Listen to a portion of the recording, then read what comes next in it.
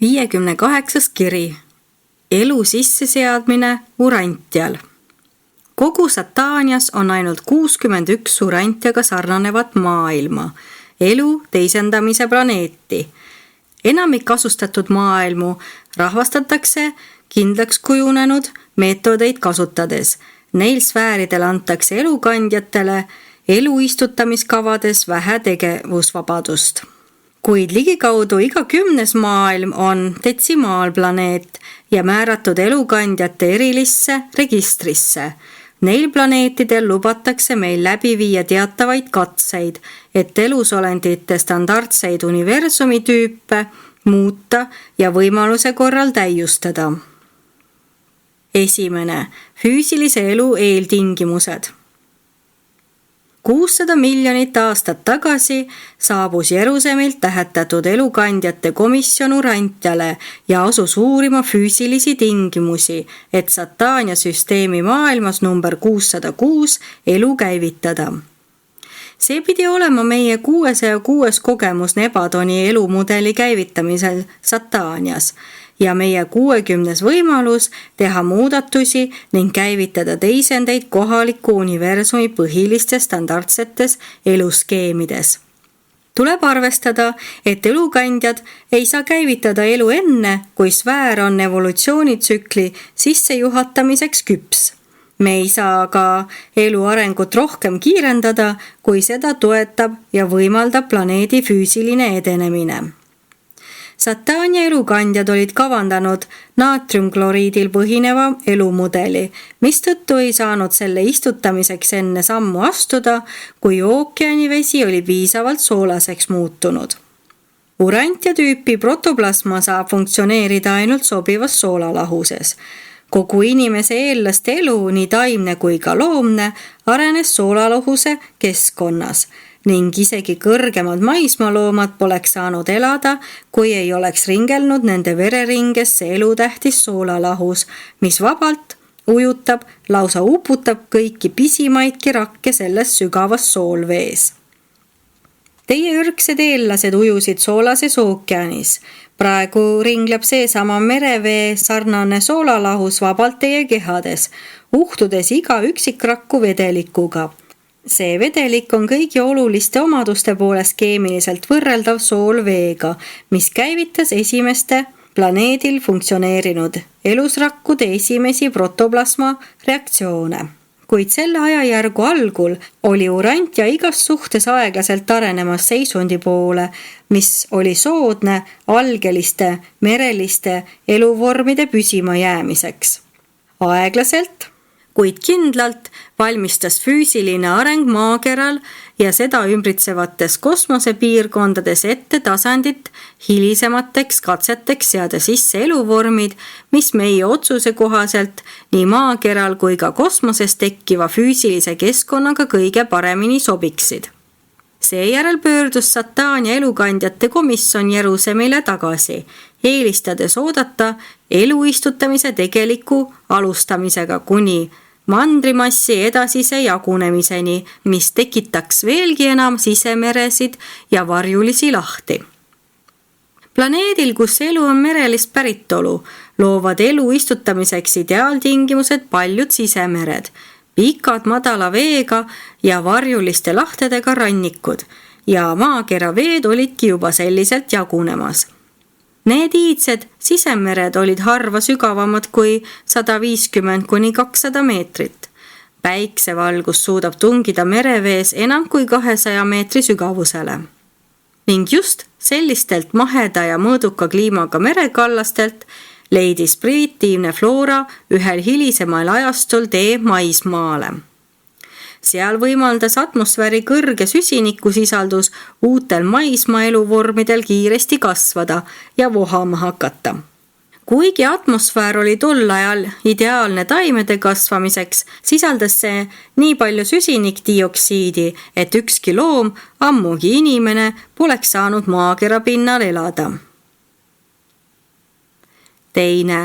Urantia atmosfäär. Planeedi atmosfäär filtreerib maapinnale ligikaudu 2 miljardikku kogu päikese valguskiirgusest. Kui Põhja-Ameerikale langeva valguse hind oleks 2 senti kilovatt-tunni eest, oleks valguse arve aastas üle 800 kvadriljoni dollari.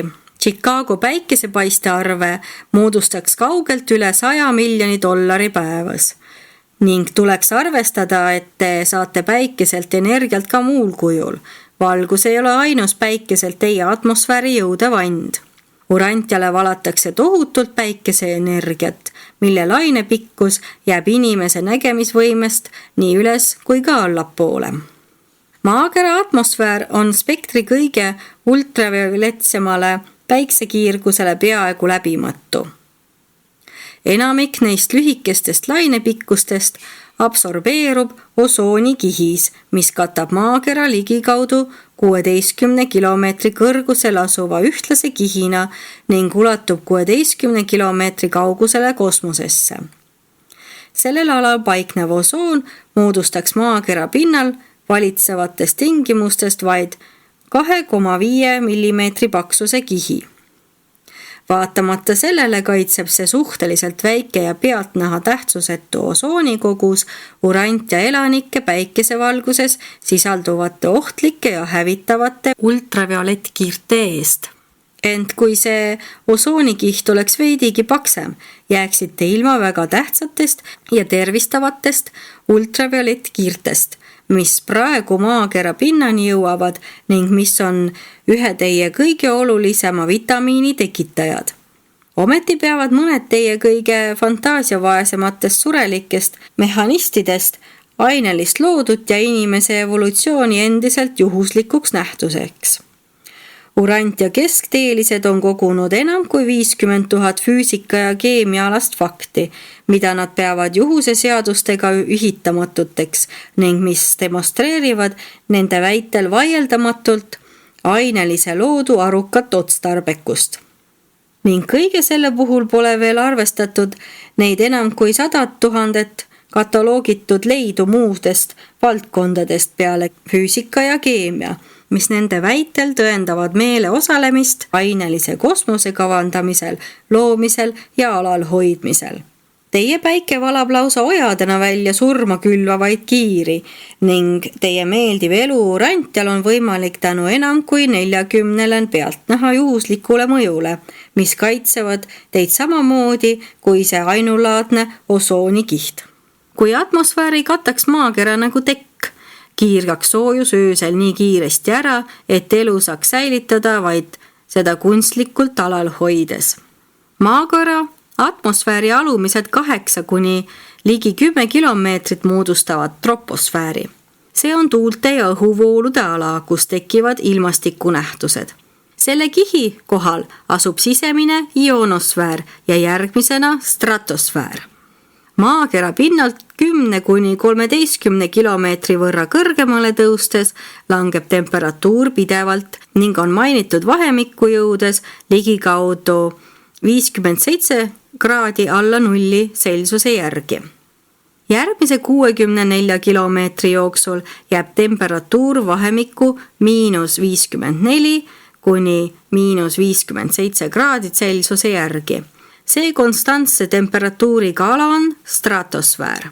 Umbes 70 kuni 80 kilomeetri kõrgusel hakkab temperatuur taas tõusma ning see tõus jätkub kuni virmaliste tekke kõrguseni, mil jõuab kuni 650 kraadini Celsiuse järgi ning selles tugevas kuumuses hapnik ioniseerub. Ent nii hõredas atmosfääris on temperatuur vaevalt võrreldab samasuguse kuumusega maakera pinnal. Arvestage, et pool kogu teie atmosfäärist paikneb esimese 5 kilomeetri kõrguseni. Maakera atmosfääri ulatust näitab kõrgeimate virmaliste tekkekoht, ligikaudu 640 kilomeetri kõrgusel. Virmaliste teke on otseselt seotud päikeseplekkidega, nende päikesetsüklonitega, mis keerlevad vastupidistes suunades päikese ekvaatorist all ja ülalpool nagu troopilised ookeanid maakeral. Need atmosfäärihäired keerlevad ekvaatorist all ja ülalpool vastassuundades. Päikeseplekkide võime valguse sagedust muuta näitab, et päikesetormide keskmed toimivad hiiglaslike magnetitena. Need magnetväivad võivad paisata laetud osakesi päikeseplekkide kraatritest välja läbi kosmose maakera välisatmosfääri, kus nende ioniseeriv mõju tekitab vaatemängulisi virmalisi. Seetõttu on virmalised kõige intensiivsemad siis, kui päikeseplekke on kõige rohkem või varsti pärast seda, sel ajal paiknevad päikseplekid rohkem piki ekvaatorit. Sellele päikese mõjule allub isegi kompassinäel, mis päikesetõusu ajal pöördub veidi itta, päikese loojudes aga pisut läände. Nii toimub iga päev, aga päikeseplekkide tsükli kõrgpunktis on see mõju kompassile 2 korda tugevam.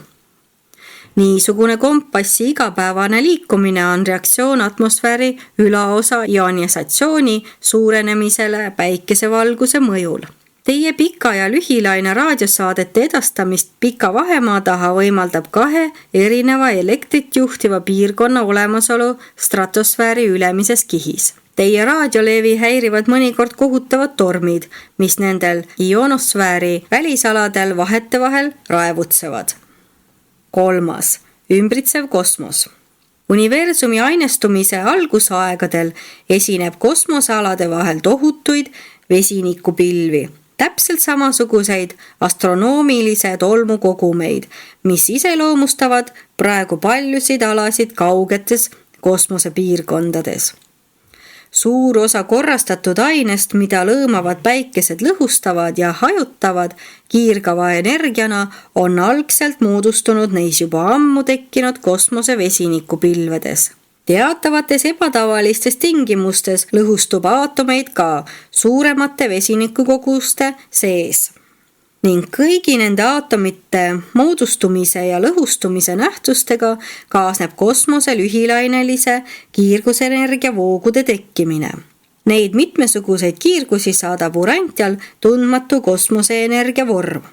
See universumi lühilaineliste kiirtega energialaen on 400 korda suurem kui kõik teised kiirgusenergia vormid korrastatud kosmosealades. Välja saadetavaid lühilainelisi kosmilisi kiiri, mis tulevad kas lõõmavatelt taevakehadelt, suure väljatugevusega elektriväljadelt, väliskosmosest või tohututest vesiniktolmupilvedest, mõjutavad kvalitatiivselt ja kvantitatiivselt temperatuuri, gravitatsiooni ja elektronrõhu kõikumised ja järsud pingemuutused. Nende kosmiliste kiirte päritolu sõltub paljude kosmiliste asjaolude kokkulangemisest, samuti ringleva aine orbiitidest, mis võivad ulatada mitmesugustest ringjoontest äärmuslike ellipsiteni. Ka füüsikalised tingimused võivad oluliselt muutuda, sest elektroni spinn võib olla mõnikord aine üldise pöörlemise suhtes vastupidise suunaga ja seda isegi samas füüsilises piirkonnas. Määratu suured vesinikupilved on tõelised kosmilised keemialaboratooriumid, kus leidub kõiki areneva energia ja muunduva aine faase. Võimsaid energiaprotsesse esineb ka suurte kaksiktähtede välispiirkonna gaasides, mis nii sageli paiknevad ühes kosmosepiirkonnas ja seetõttu segunevad ulatuslikult. Kuid ükski neist kosmose tohututest ja kaugele ulatuvatest energiategevustest ei avalda vähimatki mõju korrastatud elunähtustele, eluüksuste ja olendite sugurakkudele. Need kosmose energiatingimused on üldiselt sobiv keskkond elu sisseseadmiseks, kuid ei mõjuta sugurakkude pärilikkuse tegurite hilisemat muutumist, nii nagu seda teevad mõned pikemalainelised energiakiired.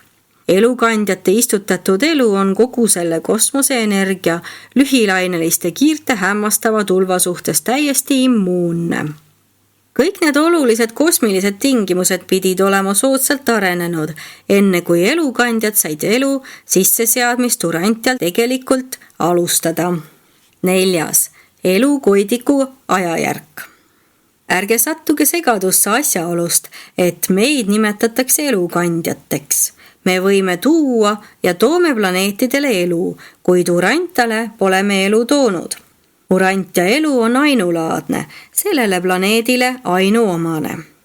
See sfäär on elu teisendamise maailm. Kogu sellel ilmunud elu oleme kujundanud siinsamas planeedil. ja kogu Sataanias, isegi kogu Nebadonis pole ühtki teist maailma, millel eksisteeriks täpselt samasugune elu nagu Urantial. 550 miljonit aastat tagasi pöördus elukandjate korpus Urantiale tagasi. Koostöös vaimujõudude ja superfüüsiliste jõududega korrastasime ning käivitasime selle maailma esialgsed elumudelid ja istutasime need tema külalislahketesse vetesse. Kogu elu planeedil, välja arvatud planeedivälised isiksused, kuni planeedivürst Kaligasti aegadeni välja, pärines 3 esialgsest, identsest ja meie poolt üheaegselt istutatud mereelust. Neid 3 istutatud elu nimetatakse järgmiselt. Keskmine ehk Euraasia-Aafrika, idapoolne ehk Austraalia-Aasia ja läänepoolne elu, mis hõlmab Gröönimaad ja mõlemat Ameerikat. 500 miljonit aastat tagasi oli primitiivne mereline floora Urantial hästi juurdunud. Gröönimaa ja arktiline mandrimass koos Põhja- ja Lõuna-Ameerikaga alustasid oma pikka ja aeglast triivimist lääne suunas. Aafrika liikus veidi lõuna poole, luues enda ja emamandri vahele ida-lääne suunalise vao, Vahemere basseini. Antarktika, Austraalia ja Vaikse ookeani saartega tähistatud maa eraldus lõunast ja idast ning on pärast seda kaugele eemale triivinud. Olime istutanud primitiivse mereelu osadeks jaguneva mandrilaama ida-lääne suunalise lõhe keskmel olnud merede varjulistesse troopilistesse lahtedesse. Me istutasime mereelu 3 kohta selleks, et iga suur mandrimass võtaks hiljem, eraldudes selle elu oma sooja veega meredes endaga kindlasti kaasa. Me nägime ette, et hilisemal maismaaelu tekkimise ajajärgul hakkavad neid triivivaid mandrilisi maismaamassiive lahutama suured mered. 5. Mandrite triiv. Mandrite triivimine jätkus. Maakera truum oli muutunud tihedaks ja kõvaks nagu teras, sest talle mõjuv surve oli peaaegu 3500 tonni ruutsentimeetrile ning tohutu gravitatsioonisurve tõttu oli ja on ka praegu sügaval maa sisemuses väga suur kuumus. Temperatuur tõuseb maapinnast tuuma poole, kuni ületab keskel veidi päikese pinnatemperatuuri. Maakera massi välimised 1600 kilomeetrit koosnevad põhiliselt erinevatest kivimitest. Nende all on tihedamad ja raskemad metallid. Kõigi varajaste ja atmosfäärieelsete ajastute jooksul oli maailm oma sulanud ja väga kuumas olekus nii sarnane vedelikuga, et raskemad metallid vajusid sügavale maa sisemusse.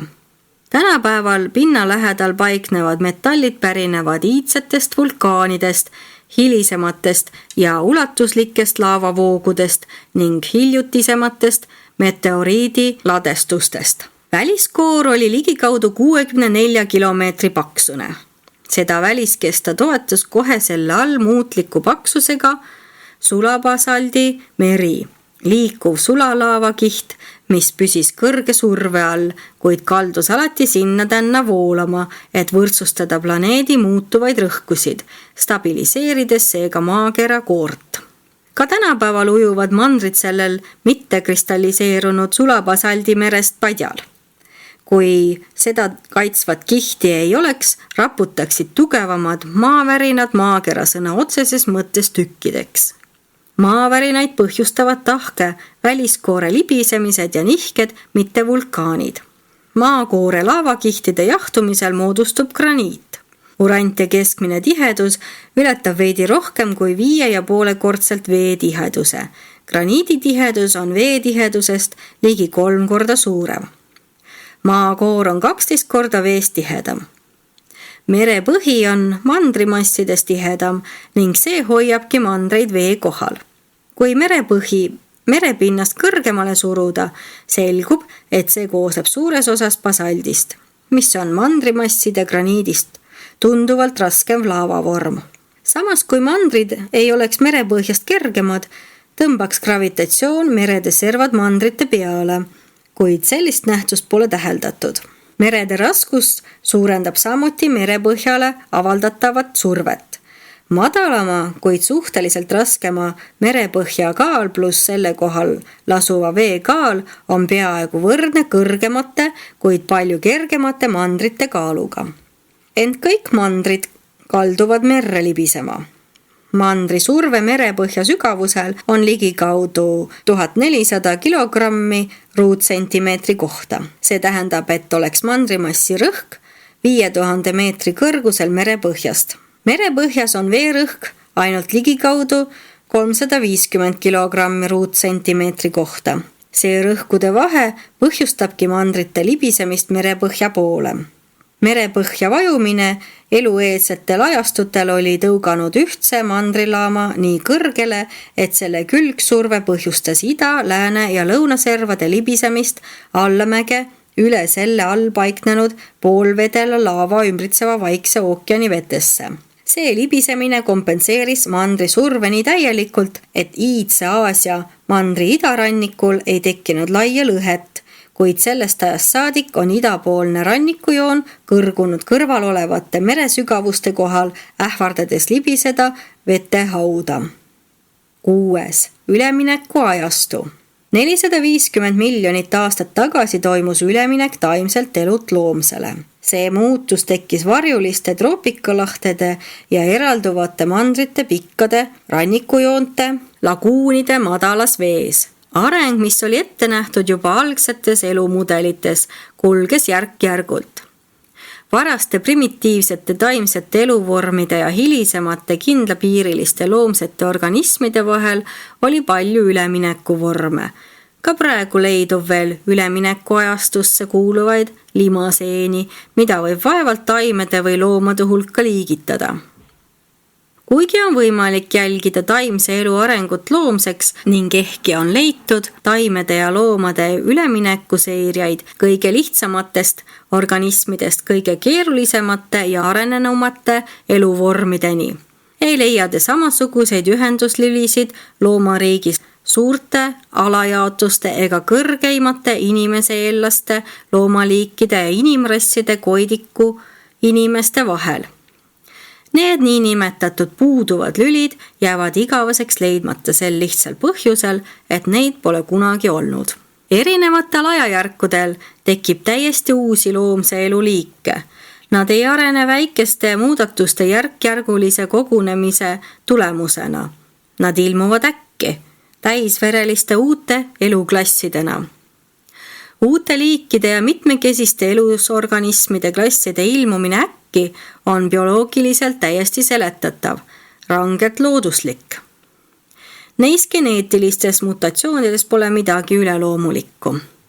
Merede õigel soolasuseastmel hakkas arenema loomne elu ning suhteliselt lihtne oli lasta soolasel veel ringelda läbi mereelu loomakehade.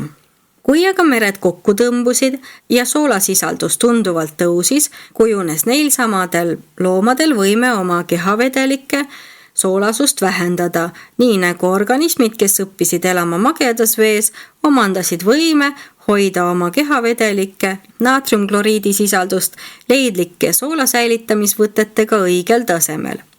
Mereelu kivimitesse vangistatud fossiilide uurimisel võib jälgida nende primitiivsete organismide varasemat kohanemisvõitlust. Taimede ja loomade kohanemiskatsed ei lakka iialgi. Keskkond muutub pidevalt ja elusorganismid püüavad alati nende lõputute kõikumistega kohaneda. Kõigi uute eluliikide füsioloogilised omadused ja anatoomiline ehitus on reaktsioon füüsiliste seaduste toimele, kuid seejärel meelele osaks saavad annetused on meeleabivaimude kingid vastavalt aju loomuomastele võimetele. Meel ei ole arenenud füüsiliselt, vaid sõltub täielikult ajule puhtfüüsilise ja evolutsioonilise arenguga antud võimetest. Kõik elusorganismid liiguvad ajastust ajastusse edasi-tagasi läbi peaaegu lõputute kasu ja kahju kohanemise ja taaskohanemise tsüklite. Kosmilise ühtsuse saavutanud jäävad püsima. Selle sihini mitte jõudnud, aga lakkavad olemast. 7. Geoloogiline ajalooraamat. Tohutu kivimisüsteemide rühm, mis elukoidikul ehk aguaegkonnas moodustas maailma välimise koore, pole praegu maakera pinnal just paljudes kohtades nähtaval. Ja kui see kõigi järgnevate ajastute ladestuste alt välja ilmub, leidub seal vaid taimse ja varase primitiivse loomse elu fossiilseid jäänuseid. Mõned neist vanematest vette ladestunud kivimitest on segunenud järgmiste kihtidega ning sisaldavad mõnikord mõnede taimse elu varasemate vormide fossiilseid jäänuseid, kuid ülemistes kihtides leidub vahetevahel mõningate varajaste, mereliste loomsete organismide primitiivsevaid vorme. Paljudes kohtades võib neid vanimaid kihilisi kivimiladestusi koos varase mereelu nii loomsete kui ka taimsete fossiilidega leida otse vanema eristumata kivimi peal. Sellest ajajärgust pärinevad fossiilid sisaldavad vetikaid, korallitaolisi taimi, primitiivseid algloomi ja käsnataolisi üleminekuorganisme. Kuid nende fossiilide puudumine varastes kivimikihtides ei tarvitse tingimata tähendada, et nende ladestuste tekke ajal mujal midagi elavat ei eksisteerinud. Neil varastel aegadel oli elu hõre ning see kattis maakera väga aeglaselt. Selle ammuse ajastu kivimeid leidub nüüd maakera pinnal või väga pinna lähedal ligikaudu 1/8 praegusest maismaa pinnast. Ülemineku kivimi vanimate kihiliste kivimiladestuste keskmine paksus on ligikaudu 2500 meetrit. Mõnes punktis on need iidsed kivimisüsteemid isegi 6500 meetri paksused, kuid paljud sellele ajajärgule omistatud kihid kuuluvad tegelikult hilisematesse perioodidesse. Põhja-Ameerikas avaneb see iidne ja primitiivne fossiile sisalduv kivimikiht Kanada ida-, kesk- ja põhjapiirkondades. Selle kivimikihi ida-läänesuulanine hari ulatub katkendlikult Pensilvaaniast ja iidsetest Adirontaki mägedest läänes läbi Michigani, Wisconsini ja Minnesota. Teised seljandikud kulgevad Newfoundlandist Alabamani ja Alaskast Mehhikoni. Selle ajajärgu kivimeid on siin-seal nähtaval üle kogu maailma, kuid kõige kergemini tõlgendatavad asuvad Ülemjärve ümbruses ja Colorado jõe suures kanjonis, kus need primitiivseid fossiile sisaldavad kivimid on näha mitmekihina ja annavad tunnistust neil kaugetel aegadel toimunud pinnakergetest ja kõikumistest. See kivimikiht, vanim fossiile sisaldav kiht maakoores, on maavärinate ja varaste vulkaanide mõjul tekkinud pinnakergete tagajärjel krimpsus ja volti vajunud ning veidralt väändunud. Tolle ajastu laavavood tõid planeedi pinna lähedale palju rauda, vaske ja pliid. Maakeral on vähe kohti, kus see protsess ilmseks selgemini kui Wisconsini St. Croix orus. Selles piirkonnas on maapinnale tunginud 127 järjestikust laavavoolu, nii et see ala on vajunud vee alla ning sellele on ladestunud kivimid. Kuigi ülemiste kivimite settimist ja sagedasi laavavooge tänapäeval ei esine ja ehkki selle põhi on sügavale maasse kaevunud, on praegu siiski nähtaval ligikaudu 65 kuni 70 niisugust ammuste aegade kroonikat. Neil varajastel ajajärkudel, mil maa oli suures osas merepinna lähedal, toimus palju järjestikusi uputusi ja taaskerkimisi. Maakoorel oli just algamas selle hilisem suhtelise stabiliseerumise ajastu. Mandrite varasemad riiviga seostunud lainetused, tõusud ja langused muutsid suurte maismaamassiivide perioodilised vee alla vajumised sagedamaks. Neil primitiivse mereelu aegadel vajusid mandrite ulatuslikud rannikualad mõne meetri kuni 800 meetri sügavusele mere alla. Suur osa vanemast liivakivist ja konglomeraatidest pärinebki neile iidsetele randadele kogunenud setetest. Selles varases kihistumises osalenud settekivimid lasuvad kohe nende kihtide peal, mis pärinevad kaugetest elu tekkimisele eelnenud aegadest, isegi maailmamere enda tekkimise ajast. Mõned nende Üleminekus ette kivimite ülemised kihid sisaldavad väheses koguses tumedat kilta, mis viitab orgaanilise süsiniku sisaldusele ja annab tunnistust sellest, et olid olemas taimse elu varased vormid, mis katsid maad järgneval kivisöe ajastul. Neis kivimikihtides sisalduv vask on tekkinud suures osas veesetetest. Vähesel määral esineb seda vanemate kivimite pragudes, kuhu see on kogunenud mõne iidse varjulise rannajoone seisvast soolveest. Põhja-Ameerika ja Euroopa rauamaagikaevandused asuvad lasundites ja ekstrusioonides, mis paiknevad osaliselt vanemates, mittekihilistes kivimites ja osaliselt elu tekkimise üleminekuajastute hiljem kihistunud kivimites. Selles aegkonnas levis elu maailma kõigisse vetesse, sest mereelu oli Urantial hästi juurdunud. Madalate ulatuslike sisemerede põhjad kattusid järk-järgult ülikülluslikult vohava taimestikuga. Rannikuveed kihisesid aga lihtsatest loomse elu vormidest. Kogu see arengulugu on graafiliselt kirjas maailma kroonikate hiiglasliku kivist raamatu fossiilsetel lehekülgedel ja selle tohutu biogeoloogilise kroonika leheküljed räägivad eksimatult tõtt, kui te vaid omandate oskuse neid lugeda. Paljud neist iidsetest merepõhjadest on nüüd tõusnud kõrgeks maismaaks ja nende ajast aega toimunud settimine räägib toimunud olelusvõitlusest. Teie poeet ütles sõna-sõnalt õigesti. Tolm meie jalge all oli kunagi elav. Esitanud Urantia elukandjate korpuse liige, kes praegu asub planeedil.